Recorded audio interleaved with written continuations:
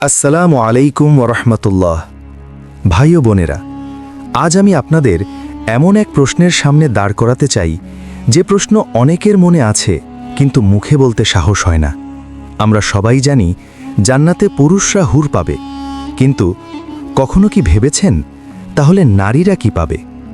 একজন নারী যিনি কুমারী অবস্থায় দুনিয়া ছেড়ে চলে গেলেন, তার জন্য কি অপেক্ষা করছে? আর যিনি দুনিয়াতে একাধিক বিয়ে করেছিলেন, জান্নাতে তিনি কার সাথে থাকবেন? জান্নাতে কি স্বামী স্ত্রীর সম্পর্ক দুনিয়ার মতোই হবে? সেখানে কি সন্তানের হাসি শোনা যাবে?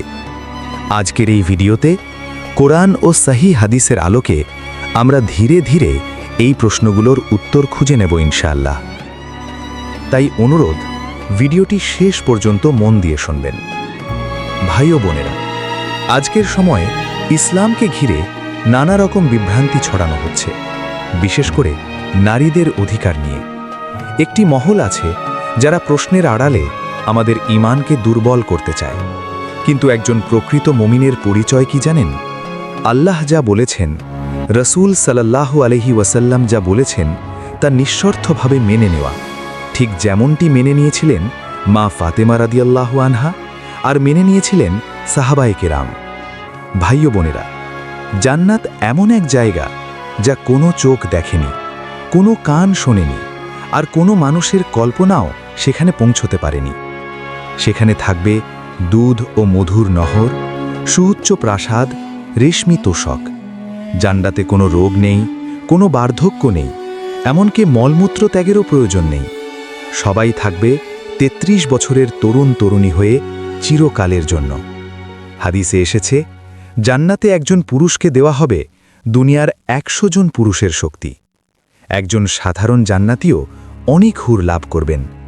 সেখানে থাকবে পবিত্র, বৈধ, ক্লান্তিহীন সান্নিধ্য, যার মধ্যে কোনো গুনাহ নেই, কোনো অপবিত্রতা নেই।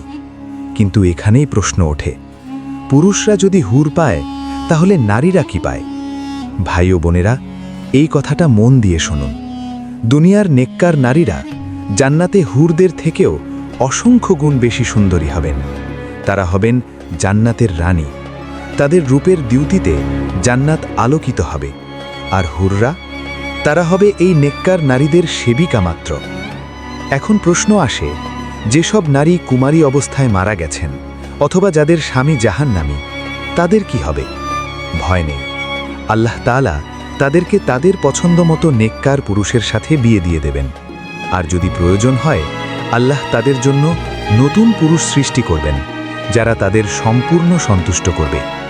আর যারা দুনিয়াতে একাধিক বিয়ে করেছিলেন, হাদিসে এসেছে, সেই নারী নিজেই বেছে নেবেন তার স্বামীদের মধ্য থেকে যার চরিত্র ও ব্যবহার দুনিয়াতে সবচেয়ে উত্তম ছিল। জান্নাতে স্বামী স্ত্রীর ভালোবাসা হবে অতুলনীয়। হাদিসে একে তুলনা করা হয়েছে আয়নার সাথে। স্বামী তার স্ত্রীর পবিত্রতা আর সৌন্দর্যের গভীরতা দেখতে পাবেন, আর স্ত্রীও তার স্বামীকে একইভাবে অনুভব করবেন। সেখানে কি সন্তান হবে? রসূল সাল্লাল্লাহু আলাইহি ওয়াসাল্লাম বলেছেন, জান্নাতীরা সাধারণত সন্তান চাইবে না, তবে যদি কেউ চায়, গর্ভধারণ, প্রসব, এমনকি সন্তানের বড় হওয়া, সব কিছু এক মুহূর্তেই হয়ে যাবে। কোনো কষ্ট নেই, কোনো ব্যথা নেই। ভাই ও বোনেরা, জান্নাতে থাকবে না কোনো হিংসা, কোনো দুঃখ, কোনো আফসোস। আমরা যা চাইব আল্লাহ তাই দিয়ে দেবেন।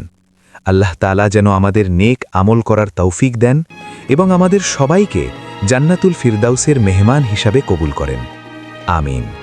প্রিয় ইমানের আশ্রয়ের দর্শক, ভিডিওটি যদি আপনাদের হৃদয় ছুঁয়ে থাকে তাহলে লাইক দিন, শেয়ার করুন আর কমেন্টে আপনার মূল্যবান অনুভূতি জানাতে ভুলবেন না। আর যারা নতুন দর্শক, তারা সাবস্ক্রাইব করে ইমানের আশ্রয়ের সঙ্গী হয়ে থাকুন। ইনশাল্লাহ আবার দেখা হবে অন্য কোনো পর্বে। আল্লাহ হাফেজ।